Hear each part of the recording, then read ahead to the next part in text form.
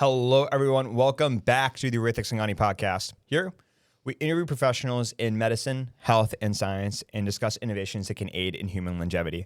Today, I got a really unique guest for you guys today. She got her DMD from the University of Florida, and she completed her residency at NYU.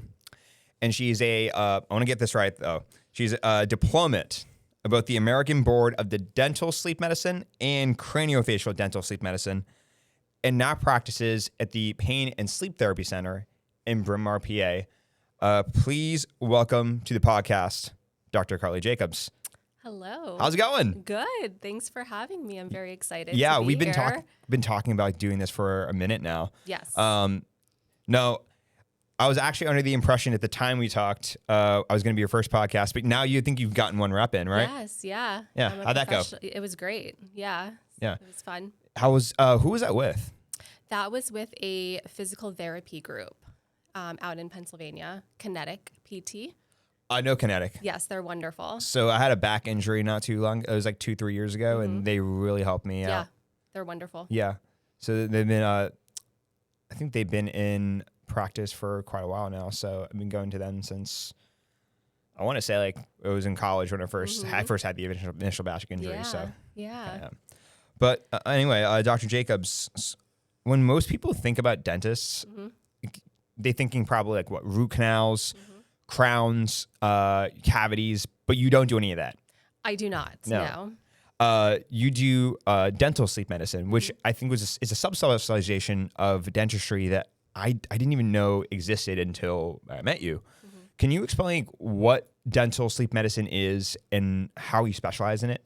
Sure. So dental sleep medicine is an area of dentistry that focuses on treating sleep-related breathing disorders, so primarily snoring and obstructive sleep apnea, by using an oral appliance. Okay. So you go through, so dental school is what, 4 years? Yes. So from dental school, and you guys do a residency, then what's the pathway from there to like dental sleep medicine? Sure. So dental sleep medicine actually is not a recognized like specialty in dentistry. Like if you think about an oral surgeon or root canal specialist, but it is an area that dentists absolutely can go get extra training in. There's a lot of courses out there.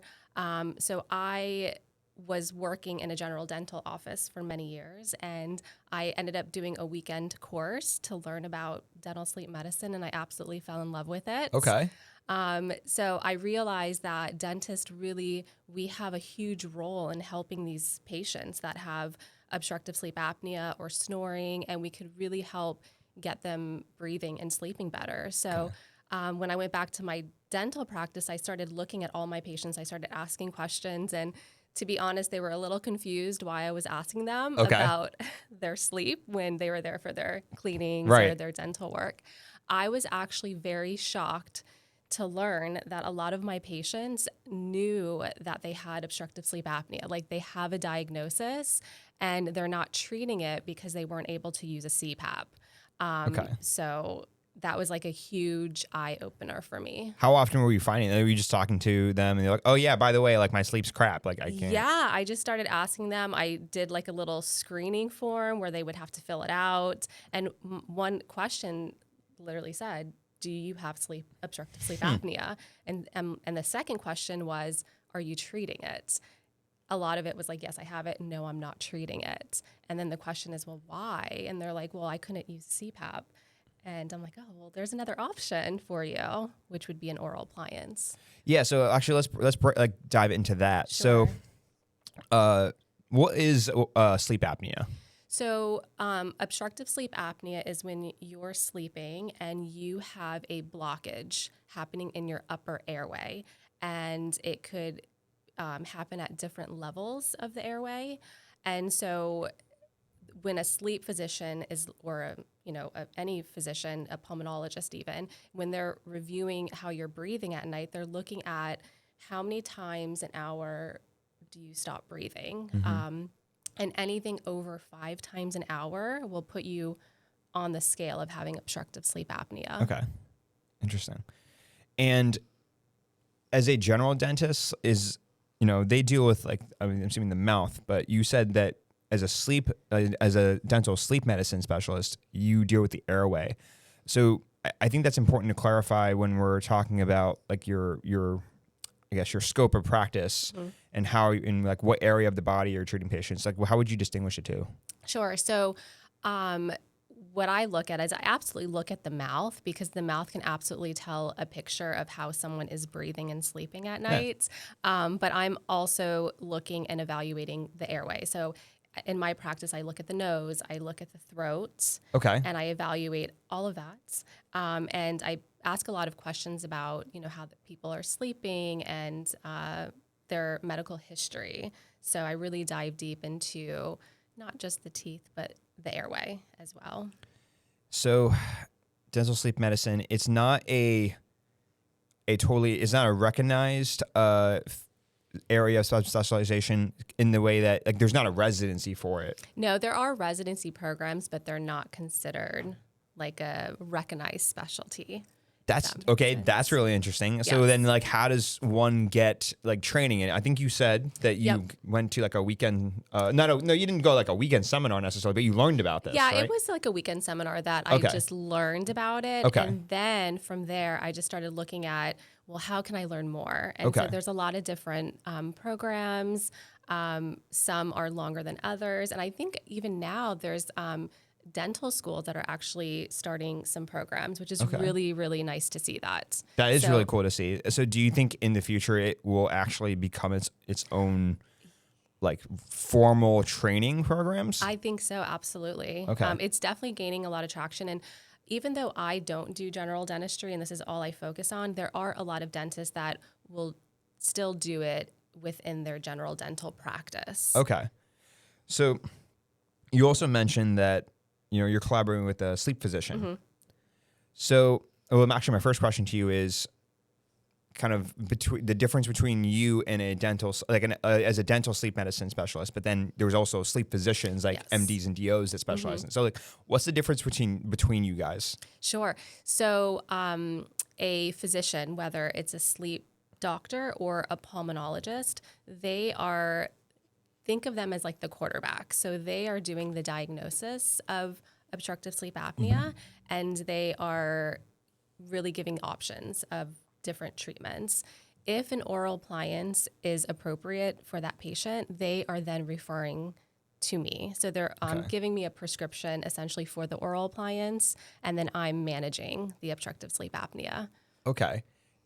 So are they giving you a prescription for an oral appliance? Can they also give you a prescription for, I think you mentioned CPAP machines, right? Yeah. So no, I don't do the CPAP portion, just the oral appliance. Gotcha. But that's a great question because it can get a little confusing. And just for some clarification to the audience, now I know what CPAP machines are because I've run into them in my work at the hospital, but could you explain what a CPAP machine is? Sure. So a CPAP, and there's other machines, so I like to say a PAP machine. So it's So a CPAP is continuous positive airway pressure, but there's also other BiPAPs, AutoPAPs. However, if we focus on the CPAP, essentially it's blowing pressurized air through the upper airway to help stent the airway open so that there's no blockages happening. So it's almost like a leaf blower you insert in the mouth, and you're blowing a continuous stream of air into the airway. Yeah. To keep it open. Absolutely. Okay, because sleep apnea is the collapse of that airway. Yep. Okay. So it's just kind of stenting everything open.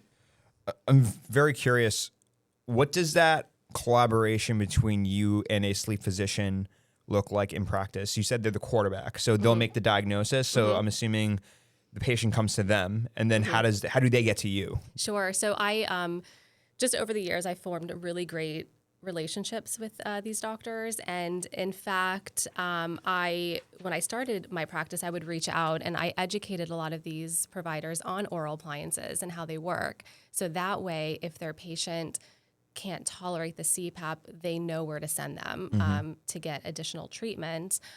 So once I have the referral, I fabricate the appliance, and I work with them anywhere between 4 and 6 months.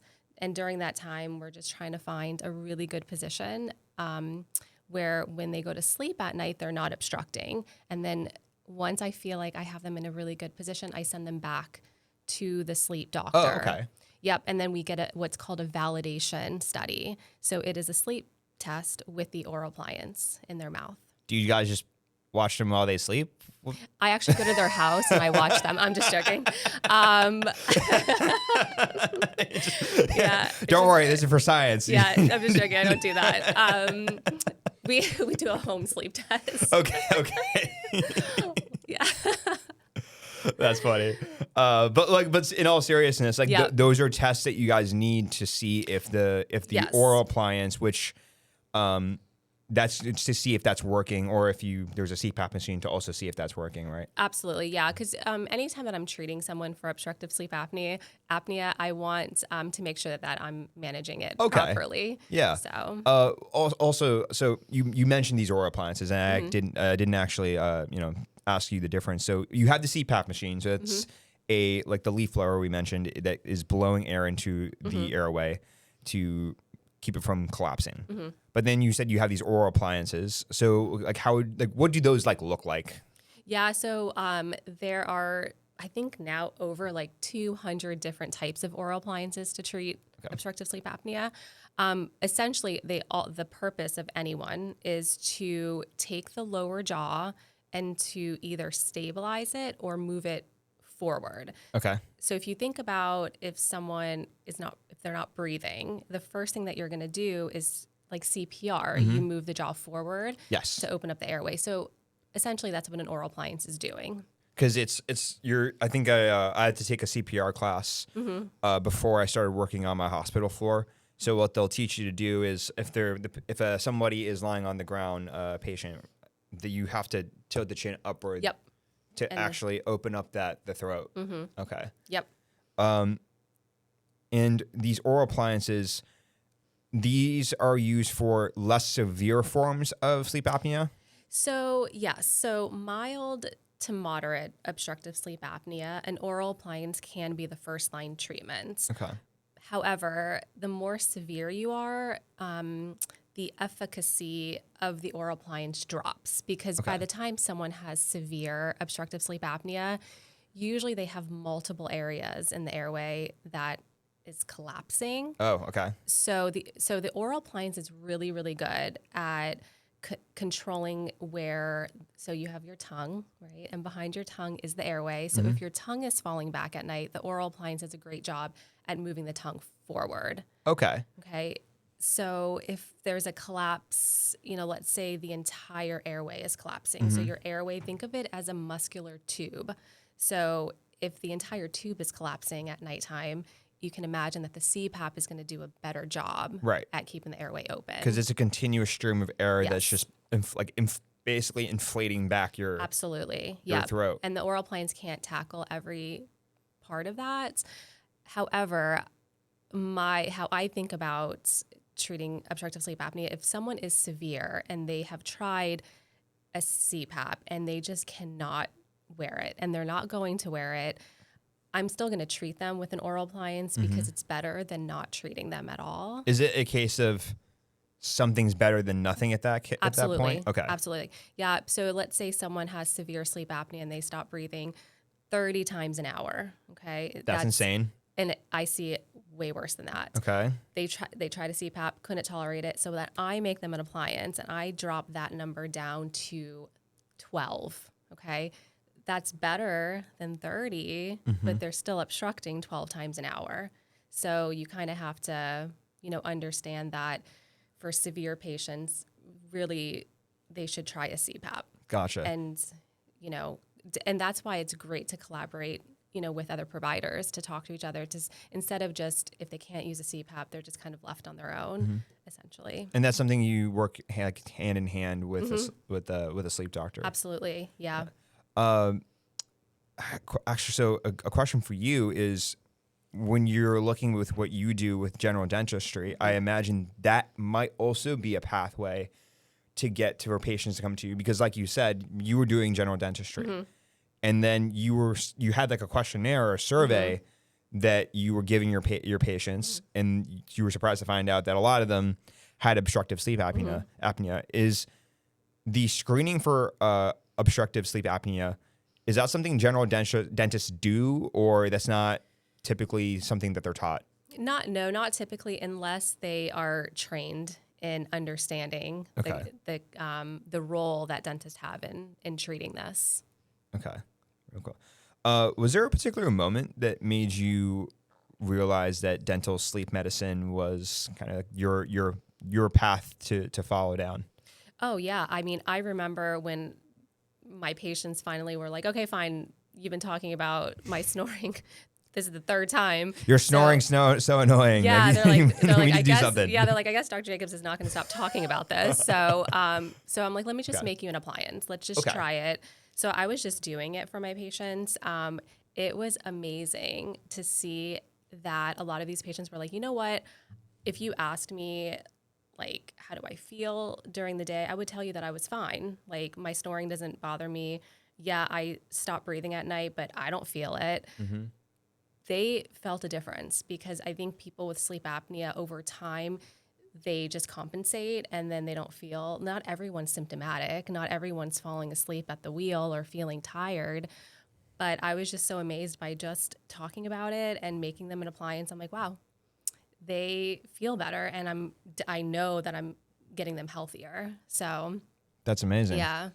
So then I started to kind of move away from the fillings, the extractions, and just focusing on this. Well, I can say, listen, I actually have a lot of friends who went to Pitt Dental School, so no shame on you guys, but not everyone looks forward to going to the dentist. True. So I guess now, like, when people come to you, it's a little bit more of a pleasant, like, you're not going to stick something sharp in my mouth to, like, clean it up. No, I keep those in the back for certain moments. I'm checking. I don't have any sharp objects, so. No. Oh, that's great. So Dr. Jacobs, the central theme of my podcast is longevity. And that doesn't just necessarily mean how long we're living, but the quality of those years are the best we can make them. So our health span, essentially. So the way I conceptualize longevity is there's three main pillars. There's exercise, there's diet, and there's sleep. I've already covered exercise and diet in previous episodes, like, as introductory episodes, essentially. But this is like the first episode where I've had a chance to talk to somebody who looks at that third pillar. So why is sleep so beneficial for our longevity? Sure.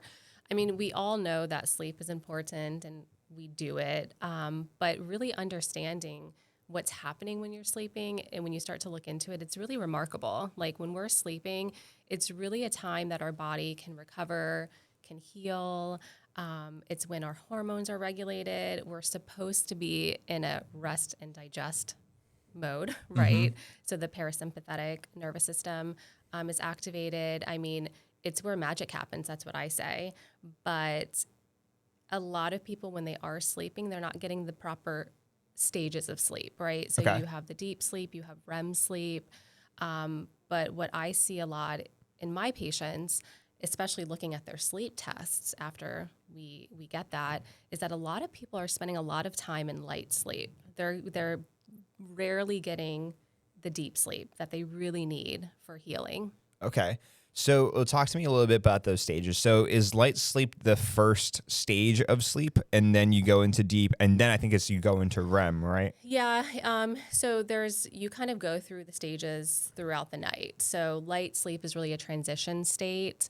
And then deep sleep happens more in the first half of the night. And if you think of deep sleep, think of it as where your body restores itself. Okay. But it actually has a really fascinating brain recovery during that stage. So Really? So it's when our brain clears out toxins. So when people are lacking this deeper level of sleep, you can imagine like brain fog. Sleep apnea has been connected to Alzheimer's because the beta amyloids are building up in the brain, and that's what is the connection, right? And that's when your body really needs to clear those toxins. I have heard, like, what's that? Do you know, like, what that system to clear the brain? Brain when of those beta amyloid proteins of those toxins. Do you know, like, what that's called? Is it the glide lymphatic? I think that's what it is. System? Yeah. So from what I've seen on like, there's either social media infographics or even just kind of doing my own research. It sounds like exactly what you're describing. Yeah. It's like this washing, almost like a dishwasher. Like you're washing your brain clear of all this gunk and metabolic waste from your brain out. I say it's your body, like your body's like taking the trash out, right? Just like getting all that junk out of the brain that's been built up all day. So I mean, that being said, the CDC, I read that reports that Americans, I think it's like 1 in 3 Americans are chronically getting less than 7 hours of sleep. So, if sleep's so important as you say, like why is undersleeping such a prevalent issue? What do you think? I think it has a lot to do with the society that we live in. I think we are working a lot. A lot of people are just very stressed. They feel like they just don't have time to sleep. So sleep, unfortunately, as important as it is, it's the first thing that people will sacrifice when they're trying to like get more time out of their day, where that should be where they prioritize. Yeah, I can definitely relate because just speaking from like the Gen Z mindset, like I think everyone's seen those, hustle harder or the grind set memes on Instagram and on social media, and they perpetuate this narrative that like you can sleep when you're dead, or like don't you can do with that, like work needs to be done.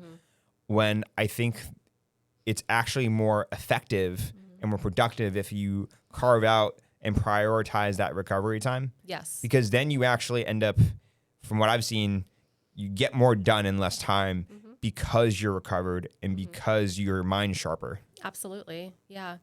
I mean, I think that people also feel that they may be lazy, right? If they sleep. Yeah, there's definitely that. Yeah. So I talk a lot about that, with my patients. Just sleep hygiene is really important as well. Yeah. Well, speaking of sleep hygiene, I mean, I've seen that there's a bunch of different things that we can do for like our sleep.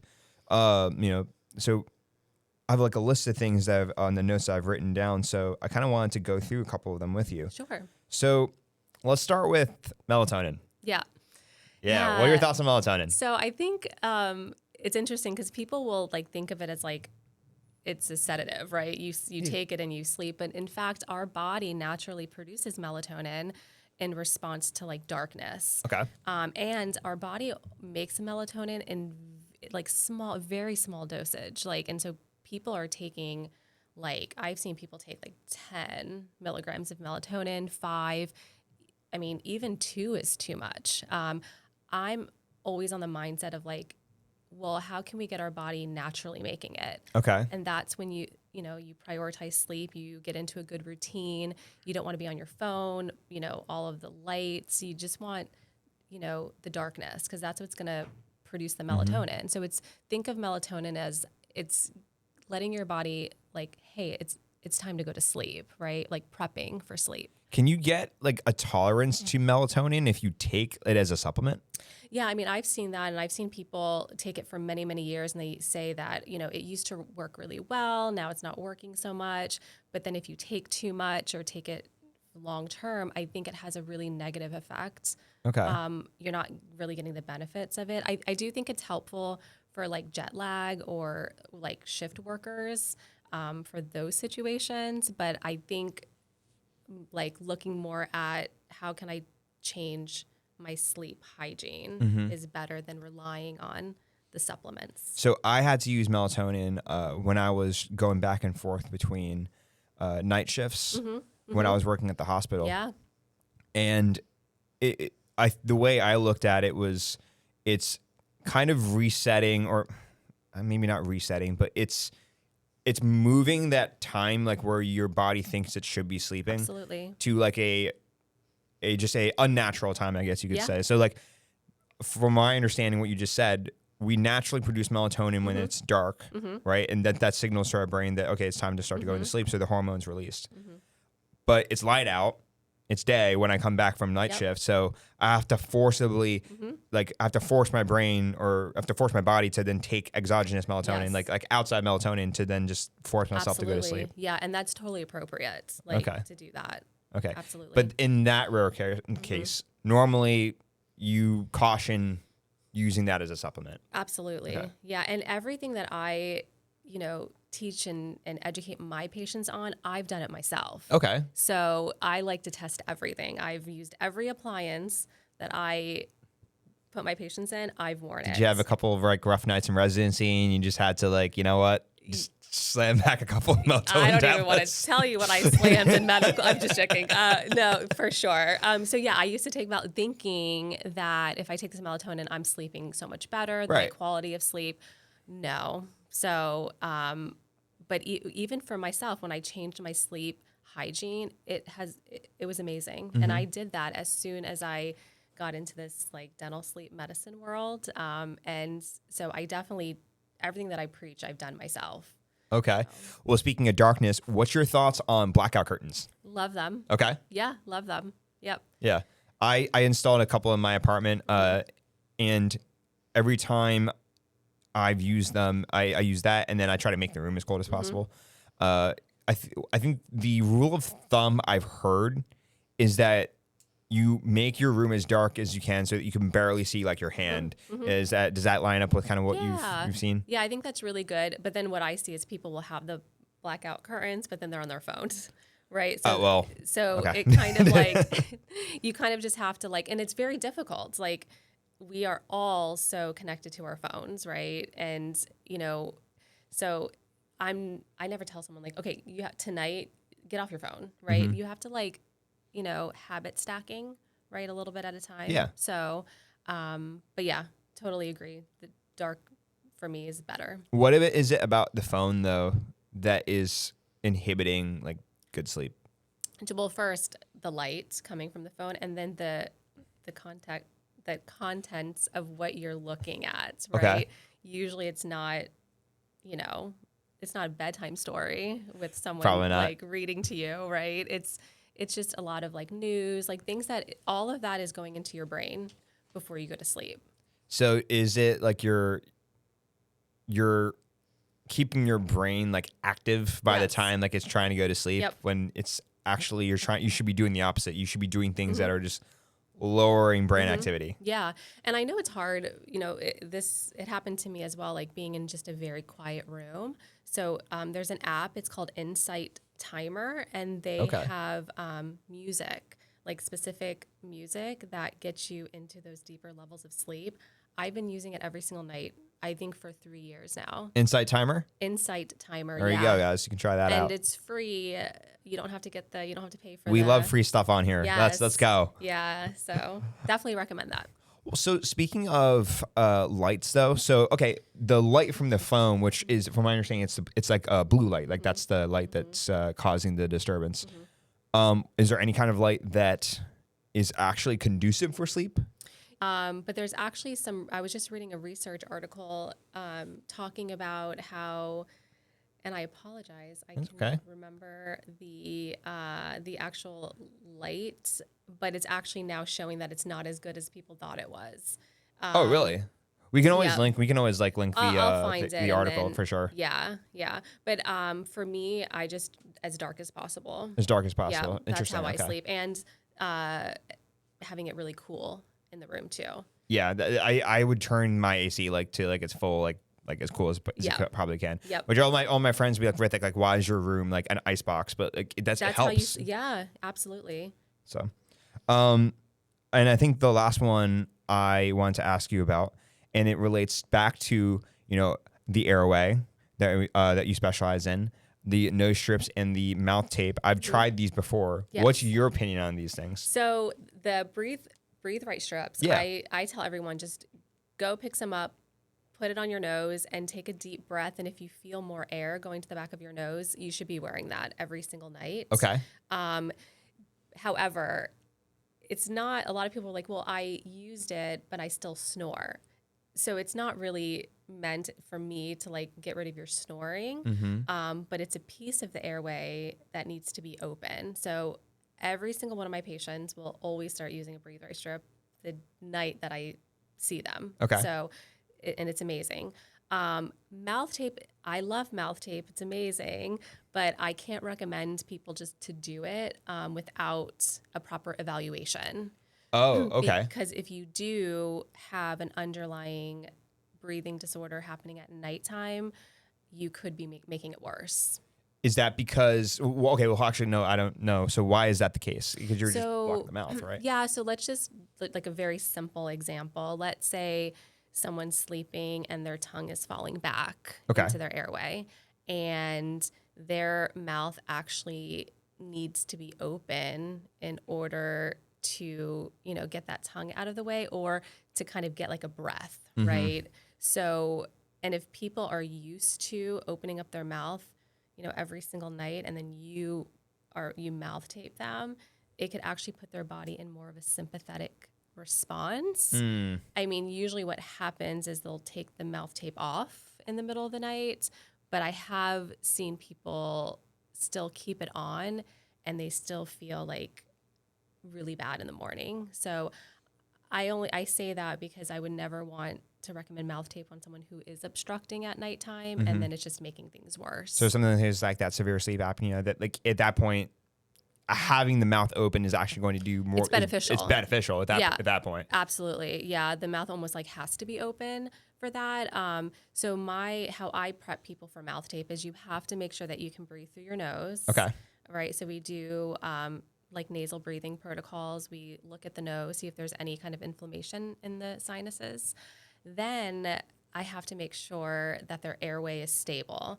If they have snoring or if they have obstructive sleep apnea, I get them in an appliance, I get their throat open, and then I introduce mouth tape. But I do it where they start mouth taping during the day first, and then they start mouth taping during the night.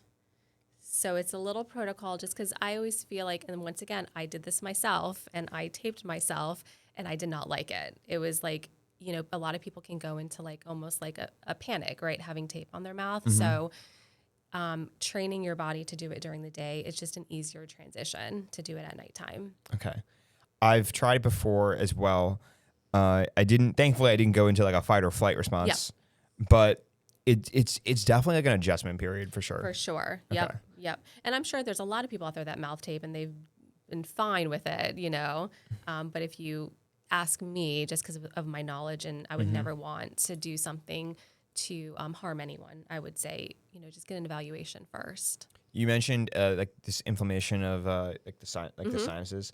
So is that a common symptom of sleep apnea?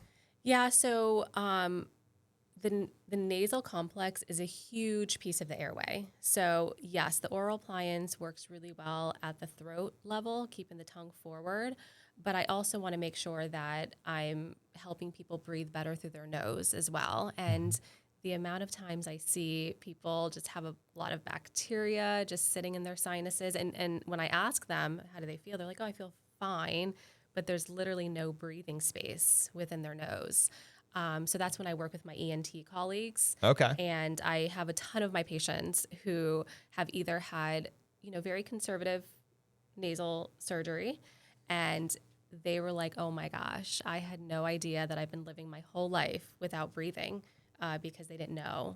So what is it about nasal breathing that's better than like breathing through the mouth?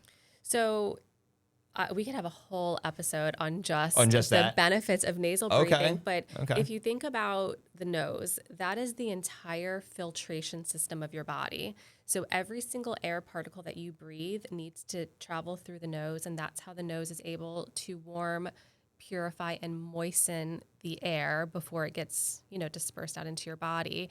Think about mouth breathing. There is nothing in the mouth that can filter the air. So you're essentially breathing in dirty, unfiltered air, right? I know when you think about it, you're like, well, so it really is healthier to breathe through your nose.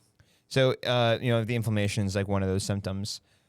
What are some other symptoms of sleep apnea? So, love that question, but just a couple, pearls that I want to say is that Please. I have a ton of patients that come to me where the person sitting in the chair has sleep apnea, and typically mostly they're my males. Okay. They feel fine. Like you ask them, they're like, I sleep great. I feel great. The bed partner is like, you are gasping and you are waking up, not consciously awake. These patients have no idea. And they're only in my chair because their bed partner dragged them in. Okay. And I'm always shocked. I'm looking at their sleep tests. I'm looking at them. I'm like, you stop breathing 35 times an hour and your oxygen dipped to 70% and you feel okay. And yeah, so for some people, they are not symptomatic. However, a lot of them have health issues like heart issues or, high blood pressure, Okay. things that are going on in their body, but they're not really connecting it to their sleep. But that sounds particularly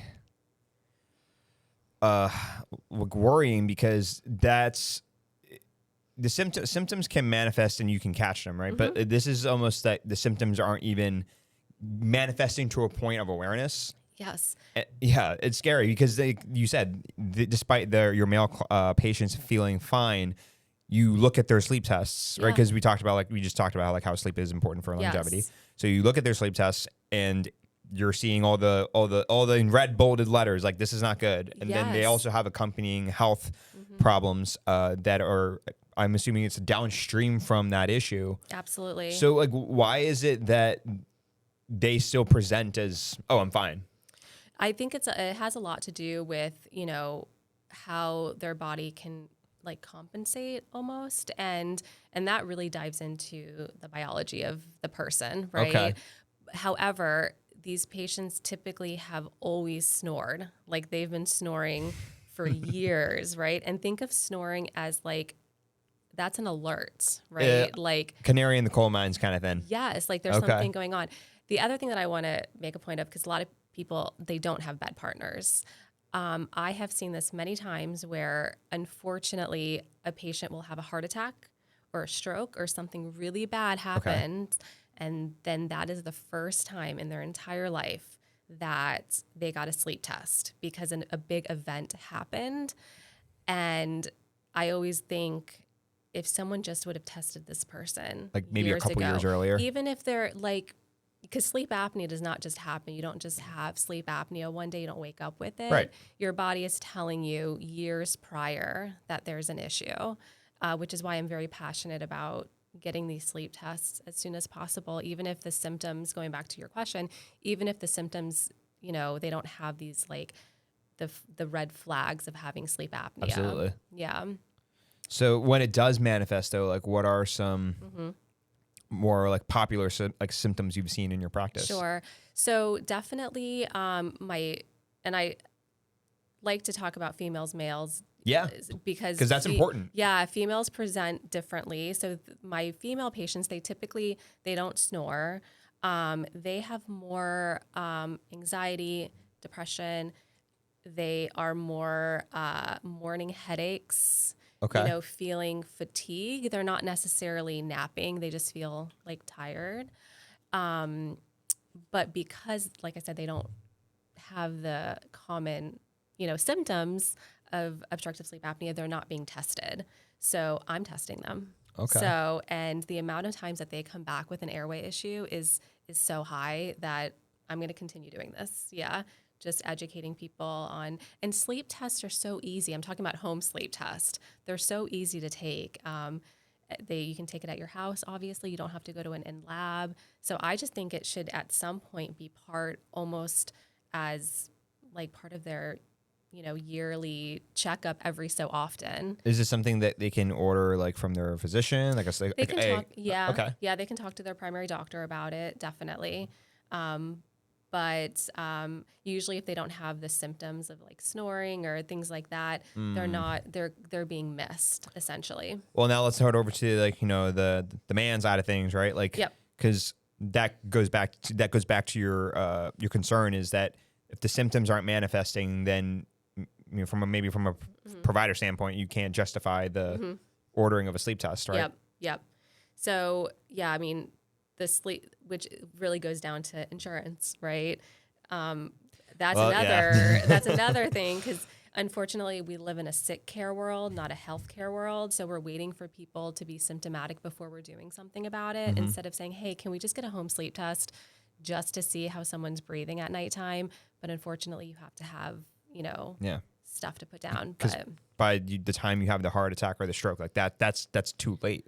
yeah, like ideally you want to, get to these patients before. And, obstructive sleep apnea, it definitely has a toll, if you can imagine. Like, I always talk about this with my colleagues, like, you stop breathing. Like, think about it. Like, you stop breathing multiple times throughout the night. Like, you would imagine, like, that's serious. Yeah. So even just like putting it like that really kind of opens up people's minds, like, oh yeah. Because it's attacking that third pillar of the longevity that we're talking about. Yeah. And from a longevity perspective, like if you're not addressing this issue, that's silently like, is it kind of like, it sounds like it's like almost building up to 100%. an incident. Yes. But so for men though, do they also get fatigued, or do they also experience yeah, some they're mental more health from, issues? in my experience, they're more of like the nappers. Like, they can sit down and just like knock out and just sleep. That's not normal, or you're not saying like you can't nap, like that's not, I know that's No, not yeah, but these are people that literally could take a nap anytime if they were given the opportunity. They could sleep, I'm talking about more of my symptomatic. So Got it. we were talking about patients that really are not symptomatic. However, my male patients who are symptomatic, got it. they are the ones that, and it can be pretty severe, like wanting to fall asleep at the wheel, like at a red light. I mean, that's pretty scary. Yeah, that is very scary. What are some like lesser known symptoms of sleep apnea? So it really goes back to the like fatigue, anxiety, depression, just feeling, a lot of my patients that they're just feeling very like during the day, like just very sympathetic. They can't really think clearly. I mean, that's Okay. a big sign of sleep apnea, but I think the more important thing is understanding that people don't always have to be, bigger. They don't have to be a certain age. Like, this can happen at any body type, any age group. I see, teenagers, 20s all the way up into the 80s, and different, BMIs. So. Well, it's crazy to think that this is like, it sounds like this is a structural issue, right? That is causing a collapse of your airway. So, Dr. Jacobs, like how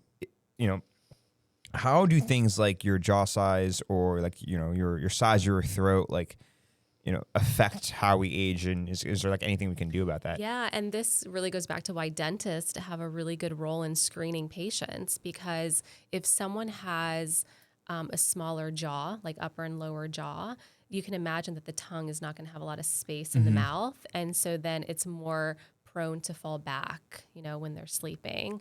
And then also the upper and the lower jaw dictate the size of the airway. Okay. So people who have more of a smaller airway, and I can see this on a scan, even to the point that when I send my scans to a radiologist to read, he will measure the airway and send a note back saying that this person is predisposed to having an airway issue just because of the size of the throat. Okay. So then a sleep test is recommended. Of course, you have to kind of tie in like symptoms and get that sleep test. And that's why people who are younger and who are like more petite, or they're not like large people, they can have sleep apnea, because it all goes down to the anatomy. I'm curious, like, is there anything we can do to maintain the integrity of our airways as we age? Yeah, so this is why I talk about nasal breathing and getting that mouth closed. Okay. Yep. So getting that mouth closed and so believe it or not, there's exercises that you can do. Oh, there are? Yes. Okay. It's actually called myofunctional therapy. If anyone wants to look that up, it's amazing. Essentially, it's really toning up the airway. So I'll give you some exercises. Okay. I'll email you some. So if you think about the airway, it's all muscular, right? And as these airway muscles, as we get older, they can become more relaxed, right? And so think about and we talk about how important it is to work out our body, Yeah. especially as we get older, but we have to work out our airway as well and keep these muscles nice and toned so that they're not more collapsible as we age. I'll have to add that into my gym routine, I guess. Like, yeah, you could do it anytime. I've heard of this is more so for like your jaw muscles, but there's a thing called mewing. Have you ever heard of that? Yep. So it's like you can either do it with gum or you can do it with there's actually specific it's kind of like gum, but it's like it's not flavored. It's tougher than normal gum, and you chew on that to strengthen the muscles of your jaw. But I don't know if that does that ever contribute to your airway? I guess it's all kind of part of the same system, but you're talking about this part. Yep. Okay. But for that, because I do a lot of treatment for also with my patients who suffer from TMJ issues. So there's actually really great exercises to help with that as well.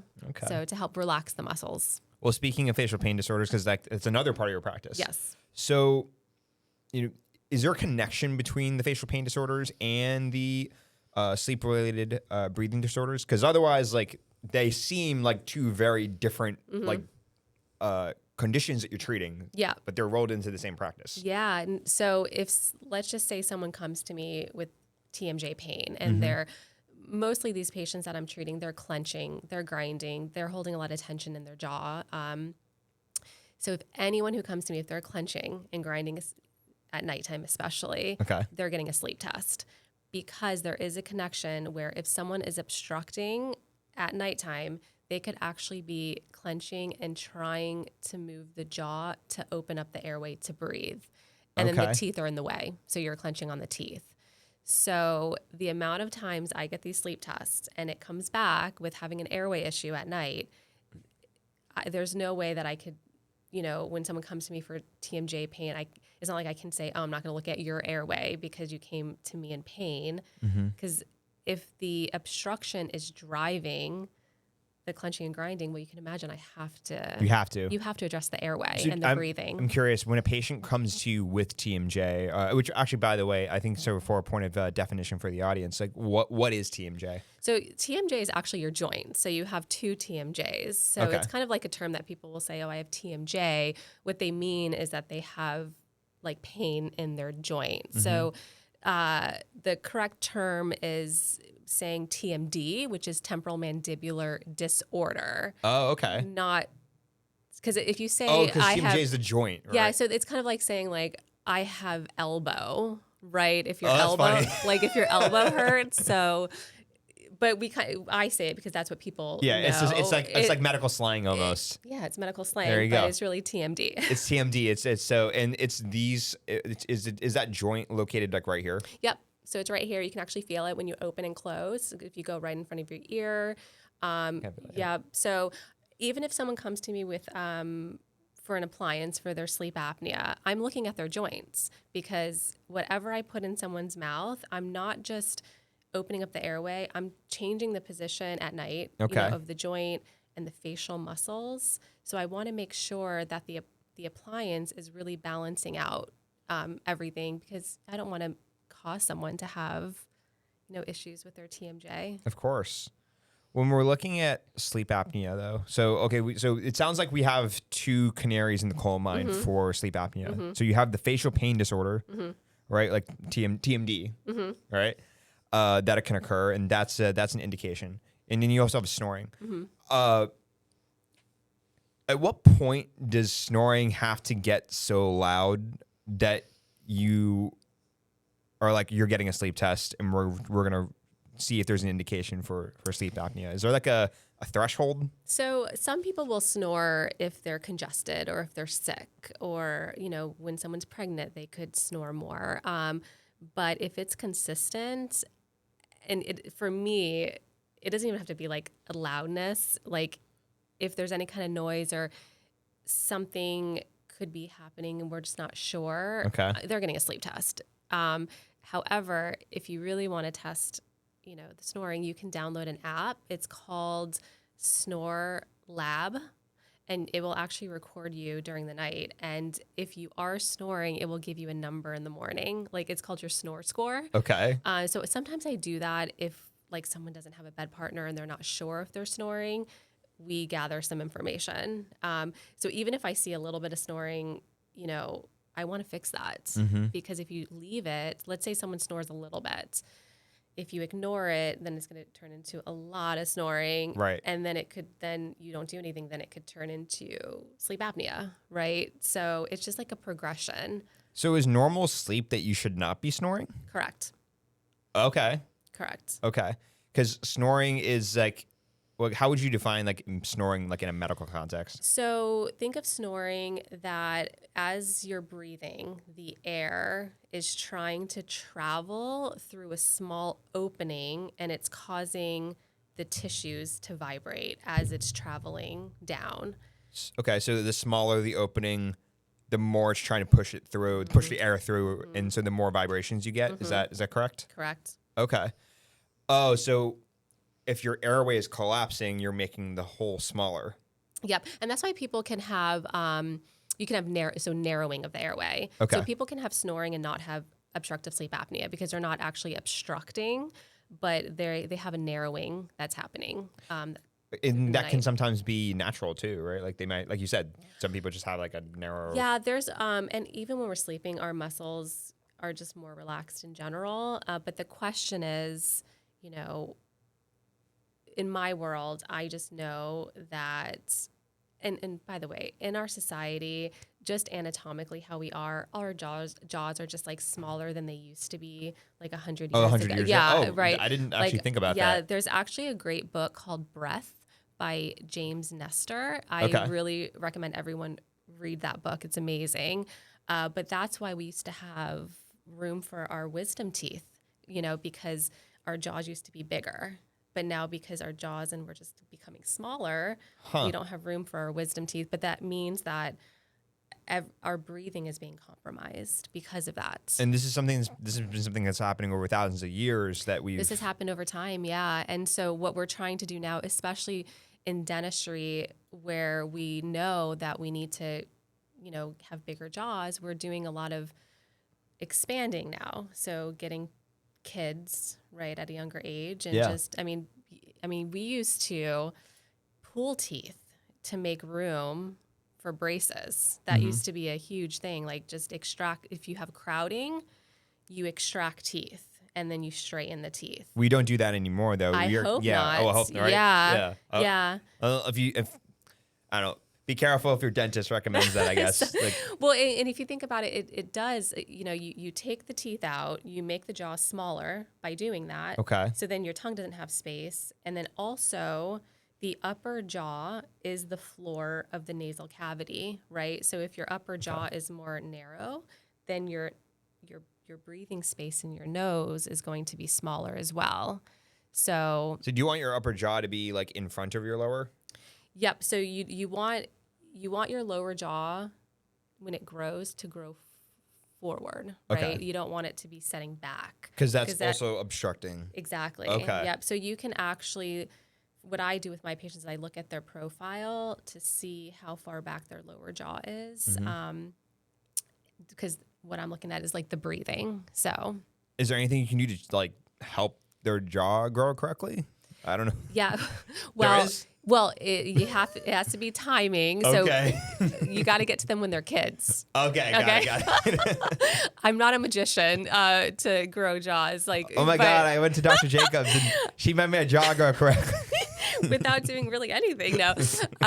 But adults are getting expansion. Okay. And I work with some really great providers in the area that, that's what they're doing. They're essentially expanding the jaws so these adult patients can, breathe better. But kids, because they're still growing, they can definitely be guided, properly. Well, I think this is actually a great time to ask this question because, based on your experience, like, you're seeing these sleep-related breathing disorders can happen across a whole wide range of ages. Absolutely. When an older person gets a sleep-related breathing disorder versus a younger person, what's usually the difference as to why?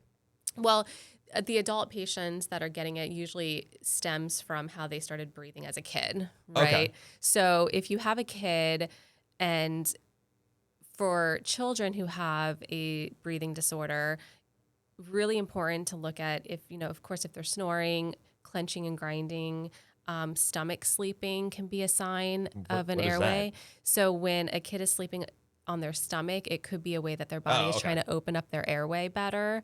So it's the body is really good at compensating. So your body is going to choose breathing over anything, which I appreciate.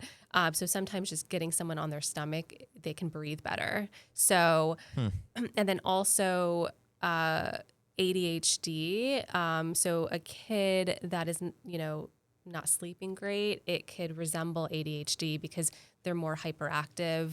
So there's a lot of research around that. And I do work with a lot of great pediatric airway dentists that are really, trying to get this out there. Okay. Because it can manifest behaviorally. Absolutely. Yeah. So these kids aren't necessarily tired, right? Right. They're more hyperactive.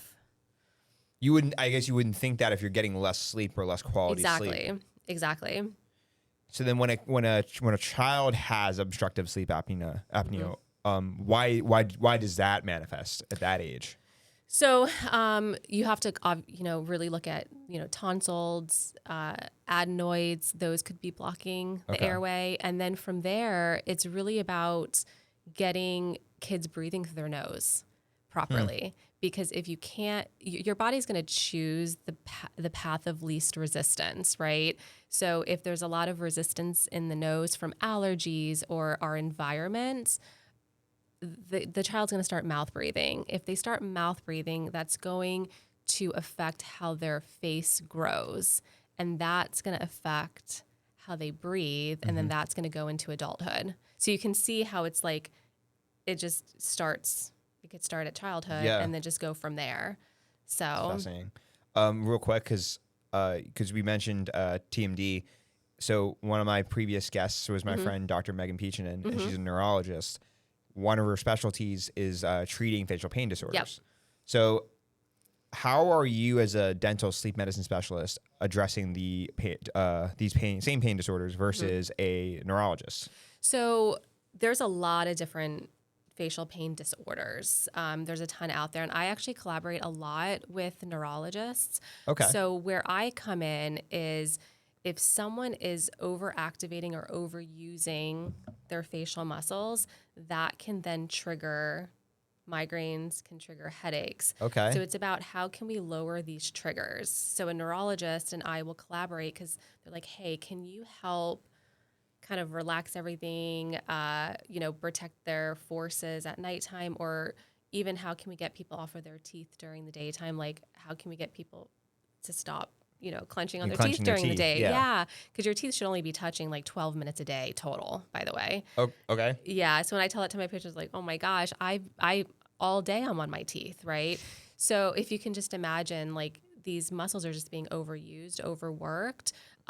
So we're able to collaboratively, let's say a patient has a migraine, like, 12 times a month, 15 times a month, and we can get that down to 5, let's say, just by controlling the overuse of their facial muscles. I mean, that's pretty significant for someone who suffers from migraines. And just a point I want to make is what I just find really cool about your field is that it seems like you're collaborating with a bunch of different medical professionals as well. And I just think it's just a really cool thing to point out is that, medicine, there's a lot more, interdisciplinary, in collaboration than like one might think, because we're talking about sleep-related breathing disorders and how it affects sleep and longevity, but then there's all these other things that you have to consider. Like, absolutely, when you're not sleeping, it affects your mental health and from like a neurologically so. So you have to bring in a neurologist. Yep. You have a sleep medicine physician that's kind of the quarterback on this, right? So they're overseeing the overall treatment.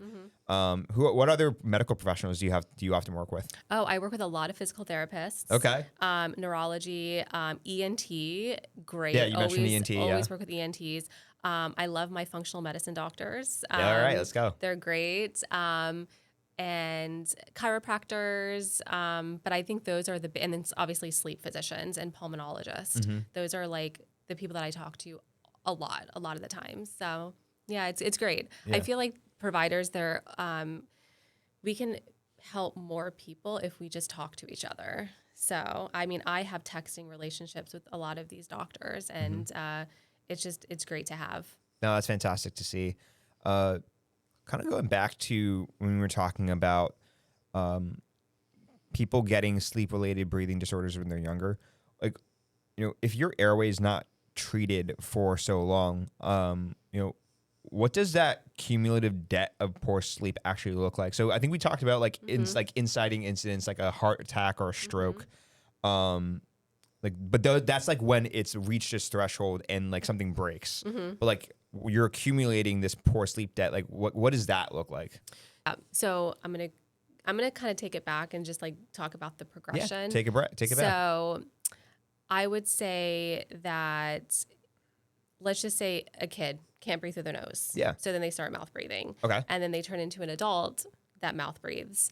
So the mouth breathing itself is going to change the tone of the airway muscles. Okay. Right. And then it's going to change your breathing pattern.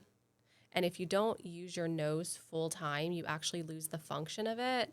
So then people will, even if I can get people sleeping better at nighttime with an appliance, let's say as an adult, they're still kind of struggling to breathe during the day, if that makes sense, because they've been mouth breathing their whole life. Oh, so the poor breathing follows them from at night into the day. Absolutely. Okay. Yeah, absolutely. And that's why people, and then I can reverse that too, because I have a lot of people that are very, very mindful of their health during the day, and they meditate and they're doing these breathing exercises, and they don't understand why they're not feeling better. Right. And then it's like, well, how are you breathing When at you nighttime? Yeah. Because if you are doing everything that you can during the day, and then the moment you go to sleep, you're obstructing or you're mouth breathing, you can imagine that's not going to fix your breathing pattern. Absolutely. And so I think that's like an interesting progression. Is like, do you have you go from mouth breathing to then snoring, right? Because that's what that leads to. Yep. And then you have the sleep apnea. So like, what are the things you get them to do to stop mouth breathing? Because that seems like that's where you can really do the most interventions, most bang for your buck, like healing. Yeah. So here's another provider that I work with a lot, an allergist. Oh, okay. So if someone just has a lot of allergies, obviously, they're not going to be able to breathe through their nose as well. So I have worked quite a few patients. We get them to an allergist. They can really help, maintain their triggers. And then it starts with awareness. Like people really, and the one thing that I tell all of my patients is that when you're living throughout your day, I want you to check in on yourself. Are your lips open? Because a lot of people I don't even say mouth breathing, because people like picture mouth breathing. Your mouth is open. You're like, saliva's coming out the side. But really, if your lips are open and you're bringing air through your lips, that's considered mouth breathing. Okay. So I say just check in on yourself. When I see you at your next appointment, you can tell me, how that went. They come back, they're like, oh my gosh, the amount of times that I actually feel like I have to take a big, breath in through my mouth, because I call it air hunger. Okay. They start to get like, if they start breathing through their nose and they're trying to keep their lips closed, they start to almost like not panic, but they feel like they're not getting enough air. So then they have to take a big breath through their mouth. So that's something that it's really important, because you have to become aware of your breathing. Is that almost paradoxical though? Because by trying to take that big gulp of air through your mouth, you might be getting a big amount of air into your body, but it doesn't go through that cleaning in the nasal that you explained. That's the benefit of going through like your nose. Exactly. And that's why, it's about education. I like my patients to know why I'm having them do something, which is why a lot of the times I do tell them, like, if you're a reader, read that James Nestor book, because I really want to change people's like habit and how they're breathing outside of when they see me. And and it is really life-changing when people start to really learn the proper way. Because this all, again, like this is a very complex like topic, because there's always these like connections, like a spider web almost. It's like your breathing then connects to your sleep, that connects to your mental health, that connects to, and it just goes on and on. Yes. So when you say like, well, why are we worried so much about how I'm breathing? It's like, well, it's affecting that pillar. Absolutely. Right. Absolutely. So speaking of air, so this affects your oxygen intake, right? What is the effect of like poor oxygen over time to your brain, like when you're sleeping? Yeah. So when you're sleeping, I mean, I'm sure right now if I checked your oxygen, you would probably be like 100%, 99. I would hope so. I would hope so. I think I you would are. hope so. And most people are. Put me like on a pulse ox and yeah, you're like, I Hrithik, should have like brought 58. mine. That's Yeah. terrible. I do have one. I should have brought it. But anyways, but when you're sleeping, you know, it's normal to have some drops to your oxygen, like to 95, 100. It's fine. But I see people dropping. You don't want to be below 90. Okay. Okay. Right. And usually that's really connected to obstructive sleep apnea. You stop breathing, your oxygen also dips. Your body needs oxygen. And I tell people, if you were on the ER and your oxygen dropped below 90, they're coming in and putting oxygen on you. So imagine your oxygen is staying below 90 for the majority of the night and you have no idea. Like that, think about what that's doing to every single organ, what it's doing to your brain. And so it's over time, you can imagine the effects that it has just on everything. So normal oxygen saturation level should be like above 90, right? Yeah. Okay. When Yeah, you're for sleeping. sure. Yeah. Cause I mean, I'm assuming that if you're not getting enough oxygen to your brain while you're sleeping, like that sounds like it's doing brain damage to your. Yeah. Yeah. But yeah. Yeah. And that's when I see my patients that once we start treating their sleep apnea, getting their oxygen up, like that's when people are like, I can actually think better. I didn't realize that, you know, I was so like, I had a lot of brain fog. A lot of my patients with low oxygen, they also have a lot of headache behind one eye. So, and then that starts to go away. I think Megan and I also talked about that. Yeah. It's like it's like these ocular headaches. Yes. Yep. So that really improves too. So that can be driven by poor sleep Yes. And low oxygen. and low oxygen. Yes. Okay. It's fascinating. How does poor oxygen, like the hypoxia, does that increase your risk of developing other chronic diseases?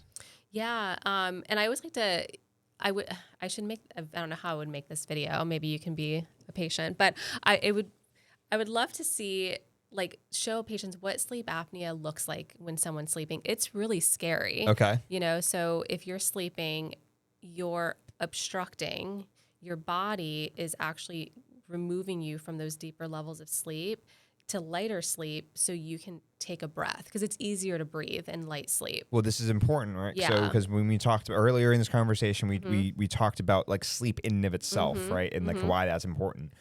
So I guess my question to you would be if these conditions are preventing you from getting to that stage, to the stages of sleep where you're doing like we talked about the Alzheimer's cleanup. Yes. Yep. Like, so like what's that doing to you over time? Yeah. Yeah.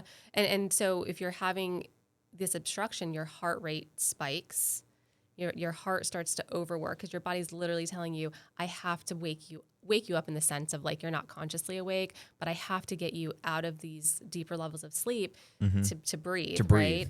And then your body takes a breath, right? And then guess what happens? It happens again. So it's this constant sleep fragmentation that's happening all night. So is it like you're trying to get into the deeper sleep, but then your body relaxes? So it relaxes, your airway starts to collapse. Yes, and then your body jumps back up. Yeah, exactly. And so it just never ends. Exactly, because your muscles are more relaxed in those deeper levels of sleep, and the REM. So REM sleep is when you dream.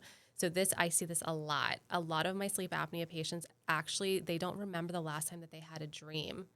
Wow. Because they're actually lacking that REM sleep. When I start managing their sleep apnea, they actually start to say that, oh, I'm starting to dream again. That's crazy. So crazy. So I learned so much from my patients. So that's really, really lovely to see that the sleep stages are starting to balance out. So what about like the effect of snoring over time? Because snoring, again, as we mentioned, is the canary in the coal mine for sleep apnea. But like, if snoring is the precursor to sleep apnea, what's snoring doing to your body as like you're accruing this debt over time? Yeah, snoring is absolutely affecting your quality of sleep. So without even having sleep apnea. So we were talking about how can we get to these patients before things really start to happen. The amount of times that I get sleep tests and their diagnosis on the sleep test actually is primary snoring. Okay. that's it. They don't have sleep apnea. So then people are like, oh, well, I just have snoring. I don't have to treat it. So, but that in itself is not healthy, right? Right. To have primary. So I'm like, when I get it, I'm like, oh, this is great. You know, we have this diagnosis. Let's treat it, right? With that being said, we also have to make sure that the nose is open, right? Okay. Because you can get some noise happening within the nose as well if you're congested there. Is there anything snoring is doing to your other parts of your body? Like I heard like snoring could even affect like your blood vessels to some degree. Yeah, so there is research out there showing that, you know, heavy snoring, because anatomically the throat is next to the carotid arteries, which you know, blood supply to the brain. So they're seeing that the vibrations coming from the throat can actually cause vibrations on the actual vessel, the artery. What's that doing to the artery? So then you can get buildup, so carotid buildup. But I want to make a point that the research shows that it's not the only thing. Okay, it's one contributing factor. It's one contributing factor, right? So then the cholesterol, like all of that kind of plays into it too. But of course, I think we've even mentioned like some of your patients have like, you know, BMI is over 25 and in the sense that they're a larger person, right? Yes. Or obese. So they probably also have those other factors that are contributing. Absolutely. And then the larger BMI is then also contributing to the sleep apnea, I'm sure. And weight absolutely makes sleep apnea worse. How? 100%. So if you just think about like the weight, you know, on your abdomen, you know, that's putting pressure on how you breathe. And then the weight in your neck is also pushing and collapsing on the throat muscles. So weight makes sleep apnea worse for sure. Okay. And when you have a patient who comes into your practice and they're overweight, is it like an immediate, like we're ordering you a sleep test? Yes. Okay. And so it just sounds like as a whole, right? If you have some of these like sleep related breathing disorders, you're just predisposed to chronic diseases, like no matter what. Yeah. What chronic disease are you most concerned about personally? What you've seen in your practice? Cardiovascular disease. I mean, just heart health. So can you let's dive into that? Like talk about that more. So like what, like, you know, we talked about heart attacks, but is it the fact that it's making like the blood vessels weaker? Is it that kind of, we talked about the carotid artery? Yeah, and just the stress that your body is under every time that you're sleeping. You know, your heart is just overworked, and then trying to maintain your airway. And I'm very passionate about heart health because, you know, family members, and, you know, I wish that I would have known all of this, you know, years ago, so then I could have helped, you know, some family members. And then I wonder, I'm like, oh, I wish, like, if I knew what I know now, like, they would all get a sleep test. Like, I tested my mom when I learned she has sleep apnea. I got her on a CPAP. And when I started doing all of this, so I tested all my family members. Yeah. Actually, what's funny is that the way I know you is that you actually treated my aunt for TMD. Yes. But now I'm thinking like there's a couple of other family members I think I might want to refer you to, because that definitely have some that may or may not have some sleep issues.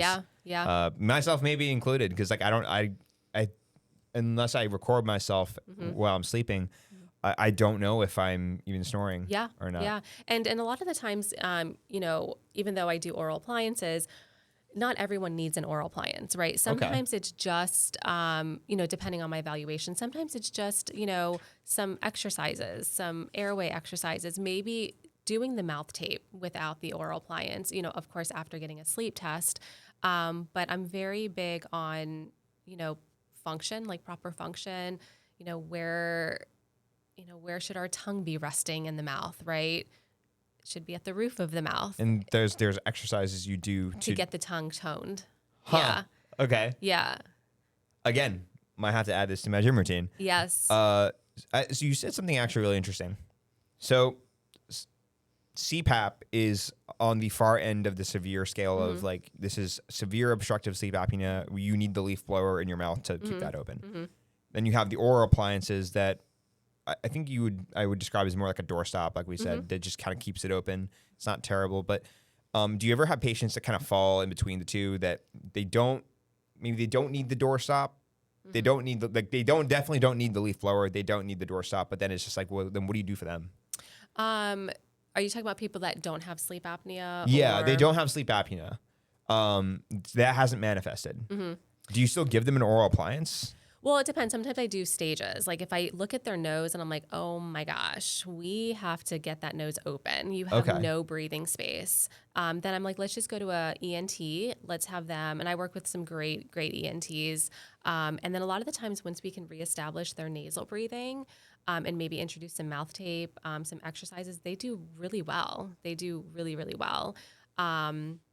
So it's about looking at the whole picture. That's why my consultations, we spend almost 2 hours together and we do an x-ray and we talk about breathing because the oral appliance I want to be to work, right? Of course.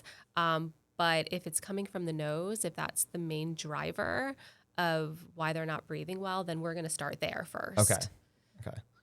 And then I think you even mentioned, I think this is a conversation we had off camera, but for some of these oral appliances that, like what are they made out of? Like plastic? So there's different types of material. Okay.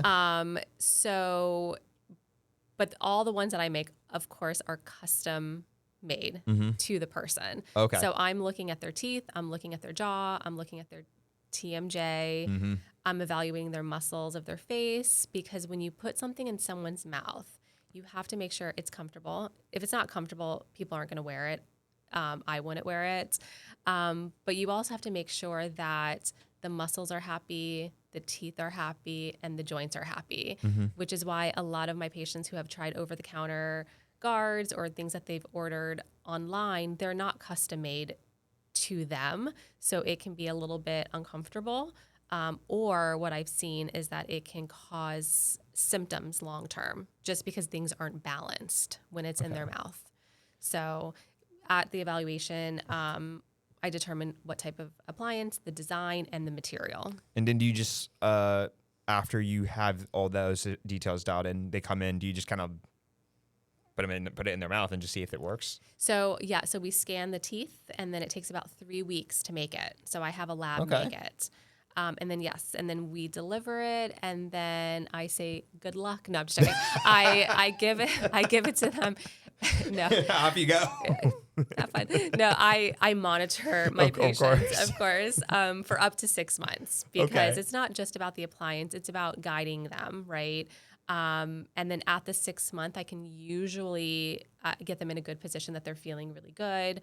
And then that's when we get the validation study. How do you, in those 6 months, do you encourage your patients to measure like how much like they're sleeping? Do you like I have an Oura ring? Do you encourage them to like use stuff like that? Yeah, those are all great. Any kind of sleep tracker. And a lot of it's like even my patients who are the hardest ones are the people who they're not symptomatic, right? Right. So there's nothing to really subjectively monitor. However, we can have them, if they snore, we can monitor their snoring with the app. So I know if their snoring is reduced, then I know that their airway is open. So essentially it's just, working together overall, how do you feel? And then to get that objective data, we get the sleep test. Okay. But usually there's always some marker, even if people are like, you know what, I feel more relaxed. Right? Like or GERD, like acid reflux is improving, or there's these things that people didn't realize was connected. For patients who don't have like the wearables, or they don't have like ways of tracking it, what would you suggest that they do? The Snore Lab app, if they snore. Okay. But other than that, a lot of my patients don't want to track things. They're just like, let's just subjectively see how I feel. If it's a TMD patient, my pain patients, their symptoms, and I want to see some kind of change, like pretty quickly in their pain. Sleep can sometimes take some time.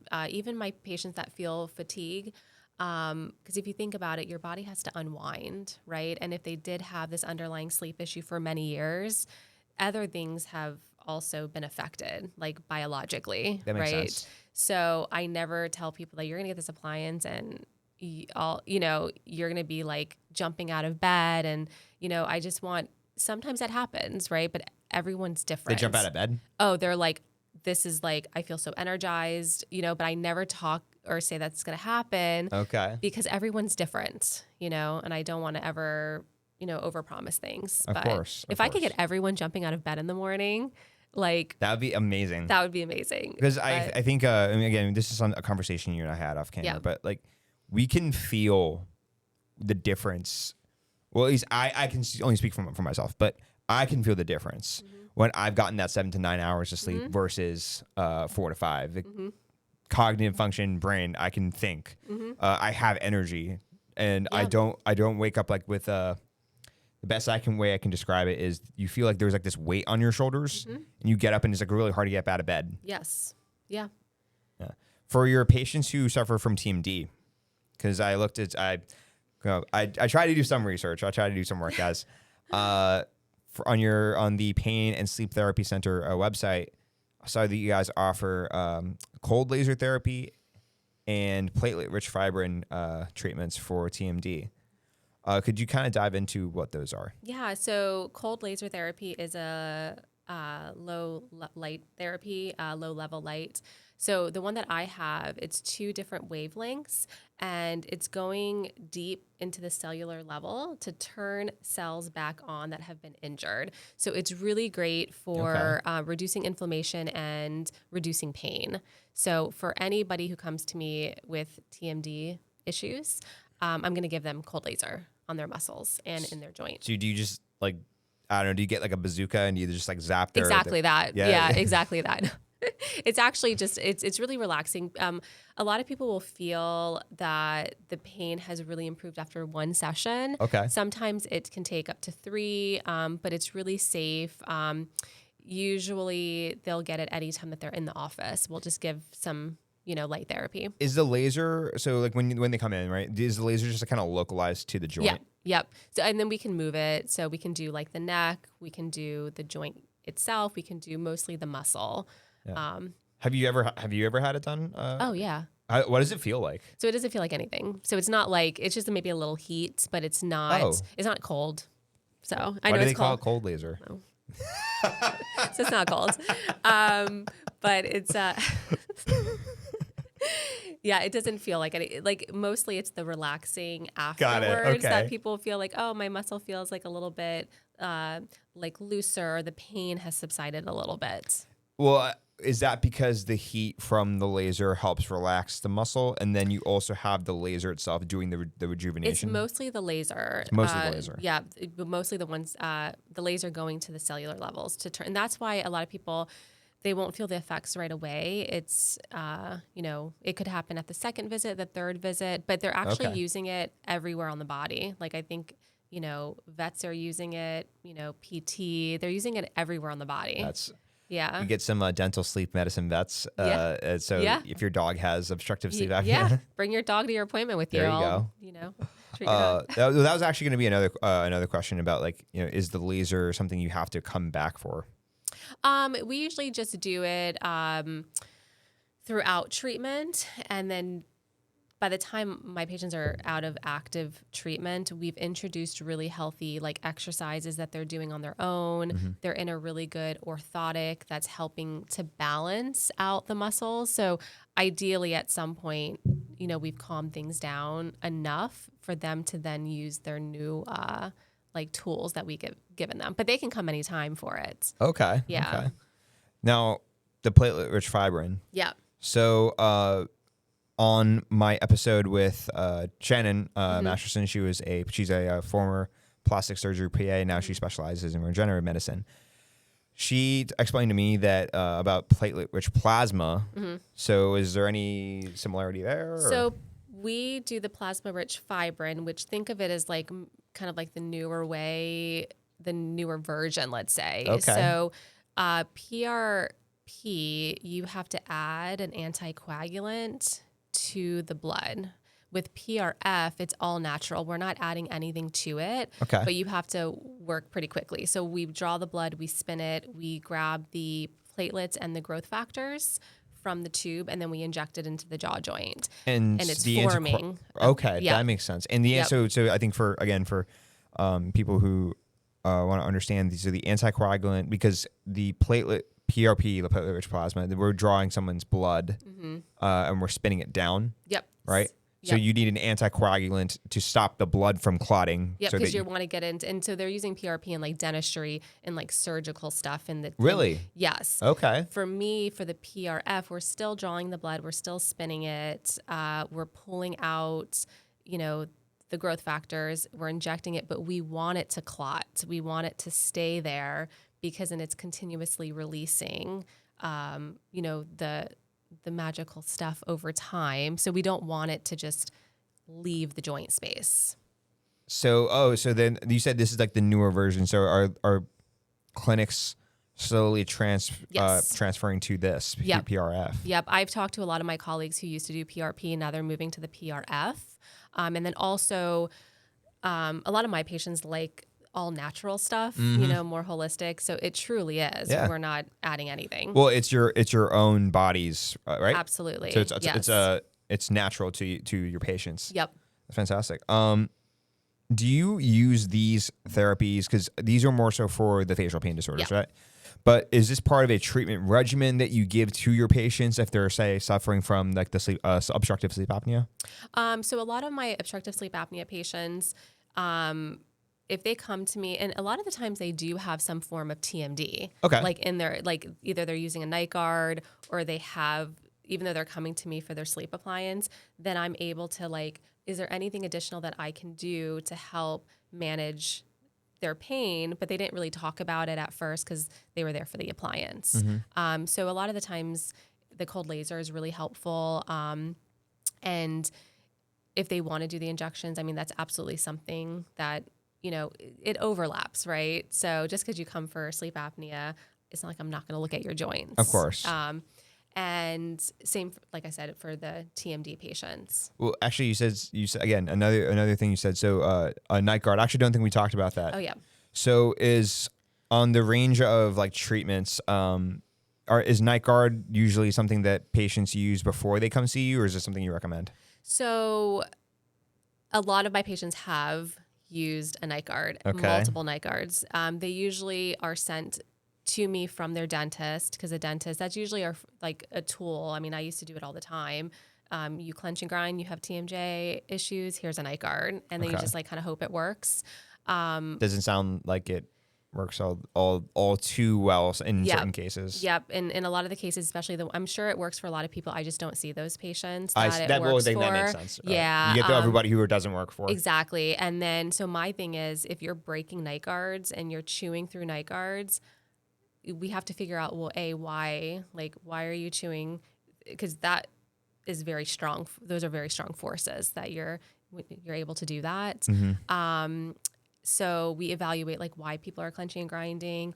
And then I also get a lot of my obstructive sleep apnea patients, they are given a night guard because there's wear on the teeth, but the night guard can actually make sleep apnea worse because usually night guards are on the upper teeth. And so you're actually taking up space that the tongue needs. So you're actually pushing the tongue further back into the airway, which is obstructing it further. Exactly. Because remember, in order to control the airway at nighttime, you have to control the lower jaw. It's not the upper. Right. So with my appliances for sleep apnea, it's an upper and a lower tray. So we're using the upper teeth as an anchor so that we can guide the lower jaw. And that's the difference between an oral appliance, which is what you do, right? You prescribe, versus a night guard, which sounds, it just from my perspective, it sounds like a very one size fit all. Absolutely. Here's a night guard. Wait, hey, it might work, but absolutely, and it's protecting the teeth. Okay. But it's not doing anything to control the lower jaw, which is what is needed to control the airway. And so how long does the effects of the PRF last, though? Do you have to come back for that? Yeah, my protocol is 3 injections around a month apart from each other. My pain patients, after 1 round, a lot of them feel a lot better. That's really cool. Yeah. So we're actually kind of nearing towards the end here. What was like one topic today that like what was one thing today that we did not talk about that you think that, if you had like a last like message to people to educate or inform, if there's like something you wanted to say about, what we talked about in regards to sleep and in regards to these sleep-related bleeding disorders. I would say if you feel that something is off at nighttime, like you're not sleeping, you're feeling fatigue, even if I know obstructive sleep apnea, what I see in my patients is they're like, I don't have that. Like, because just get a sleep test. You don't have to have obstructive sleep apnea. There could be other things happening at nighttime that your breathing could be compromised that could be treated now. Okay. So I would say just advocate for yourself if there's something that you feel is off, especially my female patients, because they tend to be a little not ignored in the medical world when it comes to sleep, but a little bit. A little bit. Absolutely. Listen, ladies, and then just anybody, because this sounds like to me like an issue that is largely not ignored necessarily, but this is not something we're very much aware of. I didn't think that the structure of your airway could contribute to like your longevity. Yep. Yet, that's actually that's another aspect of sleep that not a lot of people talk about. So I feel like in this large ecosystem of medicine, you're in this very unique gray area that catches a lot of different kinds of patients. Yeah. So yeah, Dr. Jacobs, this was great. Where can people find you? So you can go to my website. It's pscmainline.com. And I'm in Bryn Mawr, Pennsylvania, if you want to come visit me in person. Absolutely. And then you have I think you follow him on Instagram as well, right? You have social media there. Yep. Fantastic. All right, guys. So just remember, if you're snoring, go and see Dr. Jacobs. She might order you a sleep test where she will just watch you sleep in your bedroom. Not creepy at all. Thank you guys all for tuning into the podcast, and I'll see you on the next one. Thank you.